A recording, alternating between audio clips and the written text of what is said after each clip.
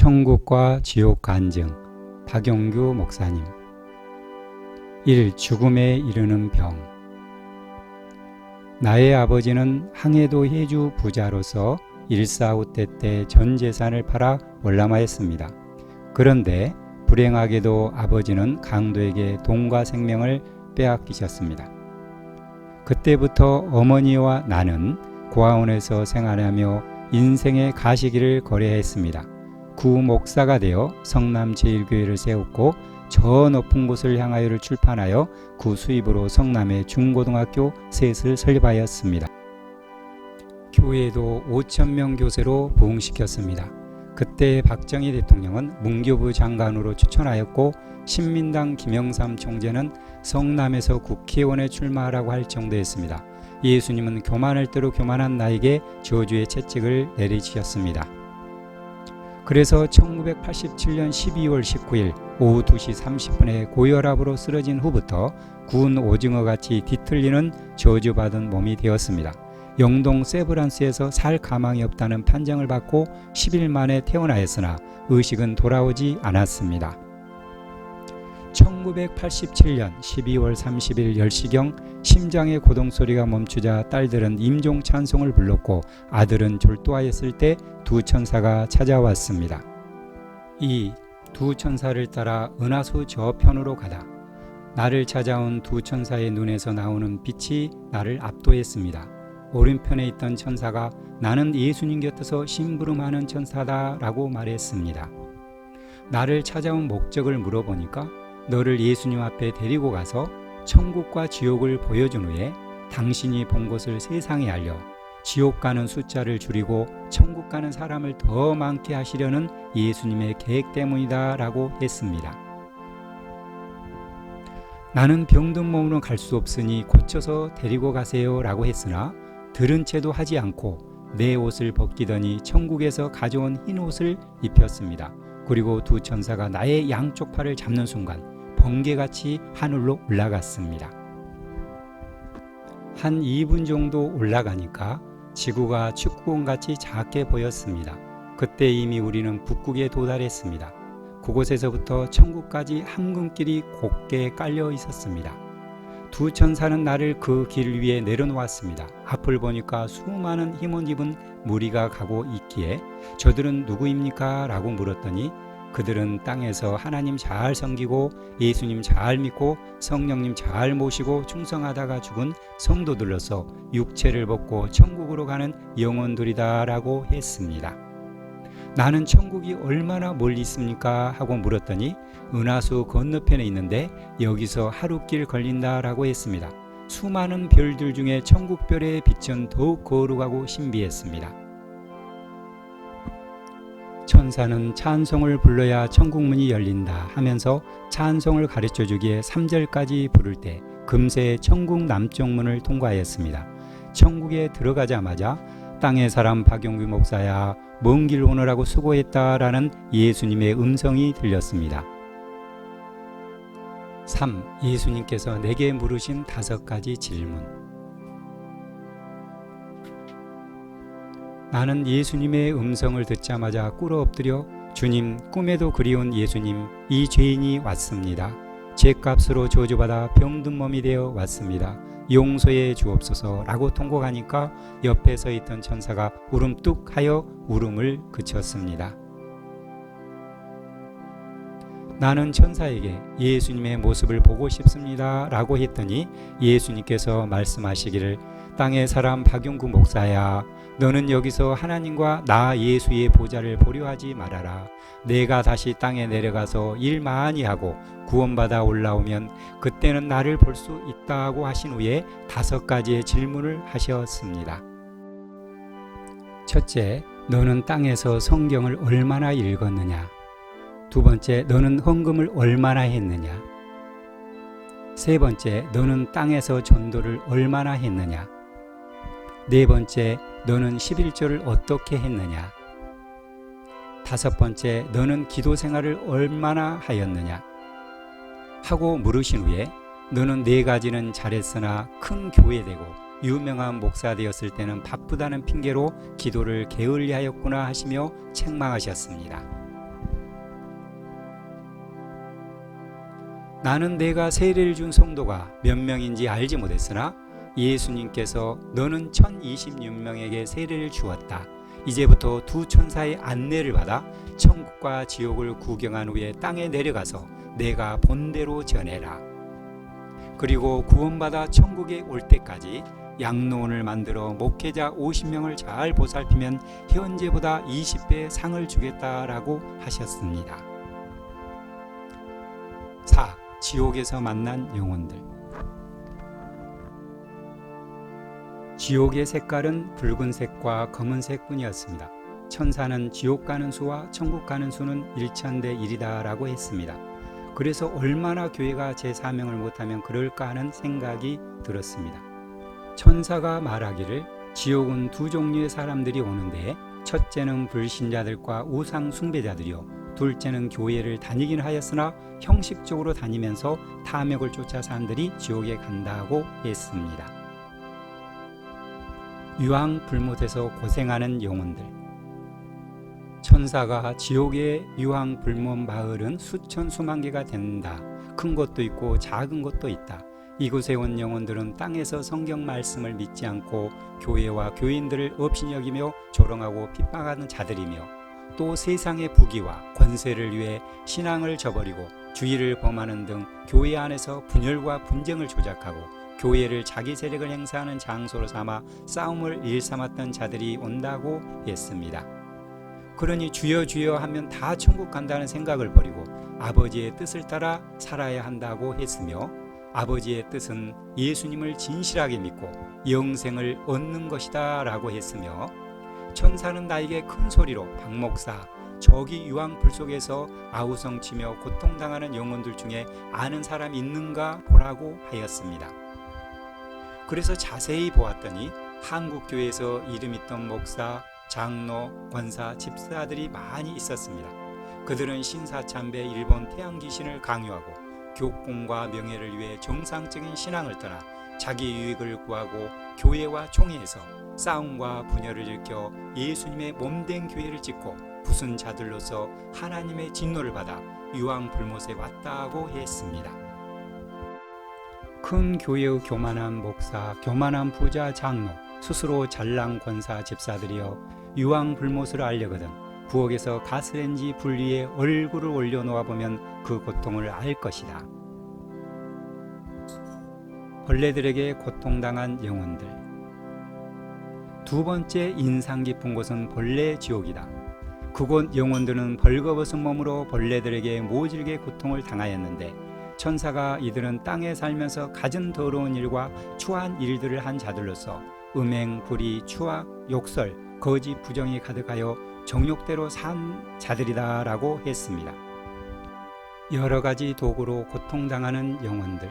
시뻘겋게 달군 새 송곳으로 배꼽을 깊숙이 쑤셨다. 천사는 여기서 고통당하는 영혼들은 땅에서 육체를 쾌락의 도구로 사용하여 낙태와 살인을 자행하였고 또 그 낙태를 집도한 의사들과 낙태를 허락한 가족들이다 라고 했습니다. 또 입에 칼을 물고 있는 영혼들이 새 방망이를 든 괴물에게 두들겨 맞고 있었는데 그들은 그 입으로 교회와 주의 종들과 교인들을 욕한 자들이다 라고 했습니다. 온몸을 무 자르듯이 칼로 난자를 당하는 영혼들에 대해서는 이들은 폭력으로 돈과 목숨까지 빼앗는 죄를 지은 영혼들이다 라고 했습니다. 목사들이 지옥에 갈 정도라면 신자들은 말할 것도 없습니다. 죄인은 불신자만이 아니라 가짜로 믿는 것도 불신자와 같습니다. 주일 성수 안 하는 교인, 11조 안 하는 교인, 구제봉사 전도 안 하는 교인과 교회 지도자들은 회개해야 합니다. 부하 직원들의 노동력을 착취한 부자들은 펄펄 끓는 더러운 물 속에서 고통을 당하고 있었습니다. 권력을 이용하여 남을 희생시킨 독재자들의 영혼은 높은 곳에서 쉬지 않고 뛰어내리며 죽음을 반복하고 있었습니다. 기독교 교인들을 많이 죽인 대원군과 조대비는 유황불못 중앙에서 물 하며 소리치는 것도 보았습니다. 그리고 일본의 전쟁 밑주광이 이등박몽과 중국의 모택동, 소련의 레닌과 스탈린, 독일의 히틀러, 우리나라의 역대 왕들도 지옥 불 속에서 고통을 당하고 있었습니다. 5. 천국에서 만난 영혼들. 나는 찐 계란을 반으로 자른 듯한 타원형 비행체를 탔습니다. 양옆에 두 천사도 함께 타고 하늘로 올라가니까 늦가을의 고추 잔자들처럼 셀 수 없이 많은 타원형 비행체들이 운행하고 있었습니다. 그 비행체는 사람이 생각하는 대로 날아갔습니다. 어린이 천국. 천국 공중에서 보니까 유치원 다닐 정도의 어린이들이 보였습니다. 그들은 천국의 꽃밭에서 천사들의 도움을 받으며 평화롭게 살고 있었으나 집이 없었습니다. 그래서 그 이유를 물었더니 우리는 일찍 죽어 봉사할 시간이 없어서 집을 지을 재료를 올려보내지 못했기 때문입니다 라고 했습니다. 그래도 그들은 지옥 가지 않는 것만으로도 기쁨이 충만했습니다. 수용소 천국. 그곳은 지구보다 100배나 큰 별로서 천국의 변두리에 있었는데 수용소 같은 막사에서 수많은 영혼들이 살고 있었습니다. 천사가 이 사람들은 땅에서 물질 축복을 받고도 자기 가족과 자기 배만 채우고 살면서 봉사나 전도에 인색할 뿐만 아니라 세상에 보물을 쌓아둔 자들이다. 천국에서 자기 집이 있는 성도들과 어린아이들을 다 합해도 이 수용소에 사는 영혼들의 절반도 안 된다라고 했습니다. 신개발 지역 천국. 천사에게 내 집을 보여주세요 라고 하니까 처음에는 안 된다고 하다가 간절히 애원하니까 예수님께서 허락해 주셨다고 했고, 천사와 함께 집으로 가는데 얼마나 멀리 가는지 꽤 멀었습니다. 도착하니까 이제 터를 닦고 건축을 시작하는 세 채의 집이 있었는데 그 중에서 짓다가 중단된 작은 산층집이 내 집이었습니다. 너무 실망이 커서 천사에게 안 들어가겠습니다 라고 했더니 가서 보아야 된다고 해서 할 수 없이 들어가서 보았습니다. 3층 방의 벽에 상장 2개가 붙어 있었는데 하나는 18살 때 고아원에서 성탄절을 지키려 교회로 가다가 추위에 떨고 있는 거지 할아버지에게 잠바를 벗어준 것이었고, 또 하나는 헌금할 돈으로 다 식은 붕어빵 2개를 사서 드린 것이 상으로 기념되어 있었습니다. 나는 400명 학생들에게 장학금을 주었고 아파트를 교회에 지어 50세대에게 나누어 주었으며 가난한 신학생 39의 학비를 도왔습니다. 뿐만 아니라 목사가 된 후에는 집을 팔아 교회당을 지어 5,000명 교인으로 부흥을 시켰으나 그런 것은 상으로 기록되어 있지 않아서 천사에게 여쭈었더니 너는 땅에서 국민훈장 받았고 문교부 장강상 받았으며 신학생들에게는 명절 때마다 감사를 받은 연고로 천국에서 받을 상이 없다라고 했습니다. 6. 천국집에 사는 성도들. 천국에는 세상 도시와 같은 주택이 있는가 하면 빌딩들로 이루어진 도시도 있었습니다. 어느 곳을 갔더니 높은 빌딩 4채가 보이기에 저 높은 빌딩들은 누구의 집입니까? 하고 천사에게 물었더니 가장 높은 빌딩은 미국의 전도왕 무디 선생의 집이고, 두 번째 높은 집은 감리교의 창설자 영국 출신 웨슬리 집이며, 세 번째는 이태리 성자 프랜시스의 집이고, 네 번째는 한국의 전도왕 최권능 목사의 집이다라고 했습니다. 나는 최권능 목사님의 전기를 책과 영화로 만들었던지라 최 목사님을 만나보고 싶다는 생각을 하자 벌써 최 목사님이 마중을 나오셨습니다. 나는 최 목사님의 집이 어떤 용고로 이렇게 클까 하며 궁금해하고 있을 때 그가 전도한 사람만 해도 1만 명이 넘고 78개의 교회를 세웠으며 하루에 2시간을 자고 새벽부터 밤 10시까지 온 거리를 다니면서 예수 믿고 천당, 마귀 따라 지옥을 외치며 살 때 부인은 가정을 돌보지 않다고 세 자녀와 최 목사를 버리고 떠났다. 그래서 평생을 혼자 살면서 오직 나의 일에만 몸바쳐 살았기 때문에 3남매를 모두 초등학교도 졸업시키지 못했다. 그런 거로 2000년 교회사에서 네 번째로 큰 집을 상으로 받는 영광을 누리게 되었다라고 하였습니다. 그리고 한국 교회의 신자 중에서 가장 큰 집에서 사는 사람은 항해도 재령 동부교회를 건축한 정찬유 장로인데 그는 자기 집보다 동양에서 제일 큰 재령 동부교회를 공헌하였습니다. 그리고 1년에 3천 가마니의 쌀을 드렸고 수천의 교역자들의 생활비와 신학생의 학비를 은밀히 도왔으며 교인들이 배척한 담임 목사를 65세 은퇴할 때까지 잘 모셨습니다. 그뿐만 아니라 은퇴 10년 전에 배반 농장을 만들어 호수를 파고 정자를 만들어 은퇴 후에 그곳에 모셨으며 한 달에 쌀 100가마니를 드렸다라고 했습니다. 주기철 목사님 집에는 주를 위해 죽은 자는 이와 같이 하늘의 상급이 크다고 쓰여 있었고, 손양원 목사님 집은 순교상과 나병 환자를 사랑한 상급이 커서 그 영광은 주기철 목사님보다 컸습니다. 그 외에도 수많은 목사님들, 장로님들, 권사님들을 만났는데 내가 천국에 올라온다는 소식을 듣고 나를 기다리고 있었습니다. 7. 천국집이 되는 재료들. 여행이 끝날 즈음에 재료가 올라온다는 천사의 큰 음성이 들렸습니다. 오른편 천사에게 그 연유를 물었더니 전라북도 무주에 사는 시골교회 권사의 봉사가 매일 2가지 재료로 천국에 올라온다. 가난한 권사는 물질은 없지만 새벽마다 교회에 나와서 87명의 교인들을 위해 기도하고 또 청소한다고 했습니다. 처음에 말한 그 천사가 또 특수 재료가 올라온다라고 큰 소리로 말했습니다.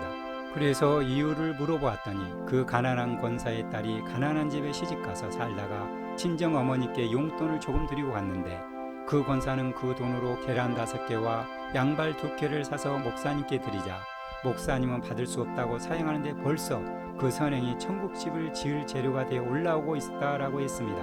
예수님께서 냉수 한 그릇도 상을 잃지 않는다고 하신 말씀이 사실임을 확인할 수 있었습니다. 이 글을 읽는 형제 자매들이여, 나는 목사로서 책을 만들어 팔아 그 돈으로 학교 셋을 지어 성공한 사람이 되었지만 교만이 하늘을 찌르다가 하나님께 저주를 받아 불구가 된 후에 학교 재산을 국가에 헌납하고 다른 재산은 다 나누어 주었습니다.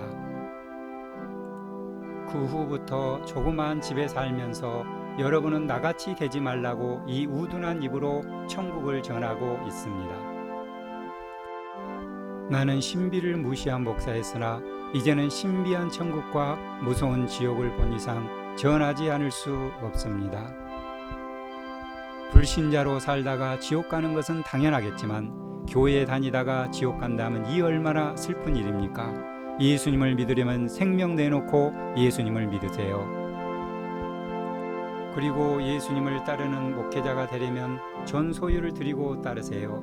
나는 무서운 지옥에서 수많은 목사 장로를 만났기에 가는 곳마다 창자가 끊어지는 아픔으로 외치다가 탈장이 되어 창자를 25cm를 잘라냈습니다. 죽기 전에 예수님을 잘 믿어야 합니다. 왜냐하면 지옥문은 넓어서 누구나 들어가기 쉽지만 천국문은 너무 좁아서 들어가기가 어렵기 때문입니다. 누구든지 이 글을 읽고 들으셨으면 가까운 교회에 나가십시오. 하나님은 오늘 또 당신을 사랑하고 기다리십니다.